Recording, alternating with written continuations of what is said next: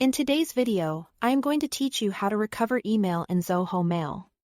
First, sign into your Zoho Mail account using a web browser. Using the web app gives you the full set of recovery options and a clear view of your folders. Once you are in, take a moment to let your inbox load completely so search and folder actions work smoothly. Next, head to either the trash or the spam folder in the sidebar. Deleted emails move to trash, while messages that Zoho flags as suspicious land in spam. Both folders keep messages for up to 30 days, so timing matters.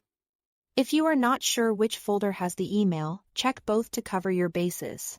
Now, locate the specific emails you want to bring back. Use the search bar to narrow things down by sender, subject, or date. Small changes in spelling can affect results, so try a couple of variations if you don't see what you expect.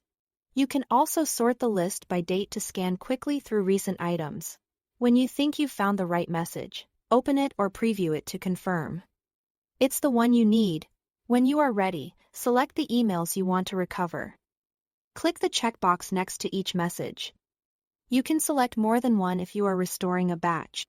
If you see a Select All option at the top of the list, that can speed things up for larger recoveries.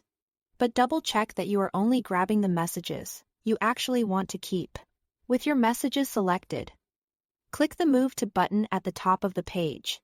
From the drop-down, choose the folder where you want the emails to live again, like the inbox or a specific project folder. Confirm the move if prompted. This action immediately takes the emails out of trash or spam and places them where you selected. Finally, verify the recovery. Navigate to the destination folder and make sure the messages are there. Open one to confirm the contents look correct and any attachments are intact. If something's not right, return to trash or spam and repeat the search to see if another copy exists. Remember, you need to act within 30 days because emails in trash or spam are permanently deleted after that window. Get in the habit of checking these folders regularly to avoid accidental data loss and to catch any legitimate messages that might have been filtered.